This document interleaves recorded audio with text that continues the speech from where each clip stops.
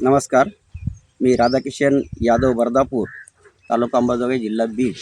भूविकास सेंद्रिय शेतीमध्ये आपले स्वागत आहे. आपण जे हे पाहत आहात ते आपल्या भूविकास सेंद्रिय शेतीमध्ये मल्टीक्रॉप पद्धतीनं आपण केलेली आहे फळबागेची लागवड. या ठिकाणी मुख्य पीक आपण चिकूचं घेतलेलं आहे. याला एक पूर्ण वर्ष होऊन गेलेलं आहे. तरी पण आपण पाहू शकता याला एखादा चिकू लागलेला आहे. परंतु याचे चांगले आपल्याला उत्पादन मिळण्यासाठी आणखी 2-3 वर्षे लागणार आहेत, कारण झाडाचा सगळा शेप आपला तयार झालेला आहे. यामध्येच परत आपण 20 बाय 20 वर चिकूची लागवड आहे आणि 2 झाडाच्या मध्ये अशा प्रकारे पेरूची लागवड केलेली आहे.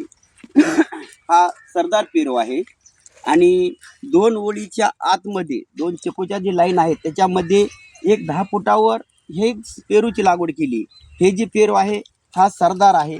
याला आता पूर्ण 12-14 महिने पूर्ण होत आहेत. तर अशा प्रकारे याला फळधारणा एक वेळेस आपण याची हार्वेस्टिंग केली आणि तो माल विकला. हा दुसरा राऊंड आपल्याला आलेला आहे आणि परत या 10 फुटाच्या आतमध्ये हे पेरूचं झाड आणि या ठिकाणी आपण पाहू शकता की चिकूचं झाड, ह्या 2 झाडाच्या मध्ये परत पपईची लागवड केलेली आहे. पपईला पण आता फळधारणा व्हायला चालू आहे आणि आपण पाहू शकता की हे जे आतमधले जे हे पेरू आहेत, तर हे पेरू आहेत ते पिंक तैवान या जातीचे आहेत. या ठिकाणी आपण पेरूच्या झाडाला नेमॅटोडचा प्रादुर्भाव होतो म्हणून झाडाच्या दोन्ही साईडनं आपण एक अशा प्रकारे झेंडूचं झाड लावलेलं आहे की जेणेकरून नेमॅटोडपासून याचं संरक्षण व्हावं. आपण पाहू शकता की यापूर्वी हार्वेस्टिंग केली आणि हार्वेस्टिंग करून राहिलेल्या झाडाला जे आपण फळ पाहू शकता हे अशा प्रकारचे याचे पेरू होतात. या ठिकाणी कुठल्याही प्रकारचा आपण याला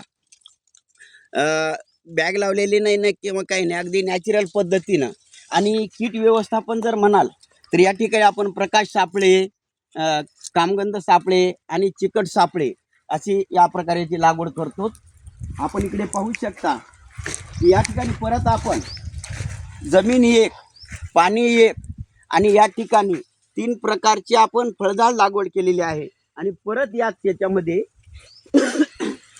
या ठिकाणी या प्रत्येक लाईनमध्ये 10-10 फुटावर आपण आता वाळूक याची लागवड केलेली आहे काकडीची.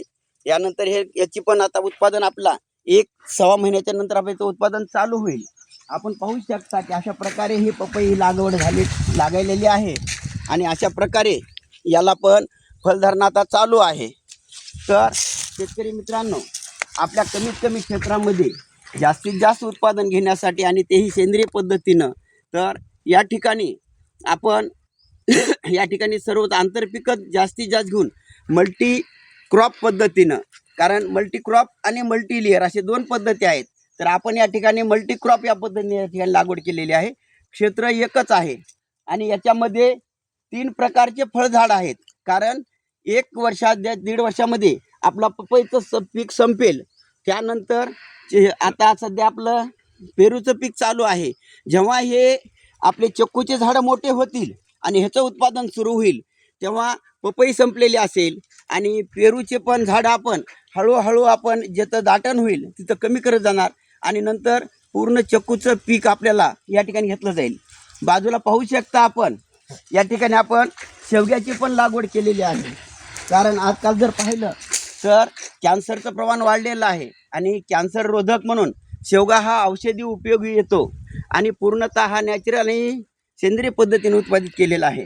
तर शेतकरी बंधूंना माझी एवढी विनंती आहे की आपलं क्षेत्र किती जरी कमी असेल तर कमीत कमी क्षेत्रामध्ये आपण जास्तीत जास्त उत्पादन घेण्यासाठी मल्टी क्रॉप पद्धतीनं पीक पद्धती घेऊन जास्तीत जास्त उत्पादन घ्यावं आणि सर्वांनी विषमुक्त खाऊन निरोगी राहावं हीच आपणास विनंती करण्यात येत आहे.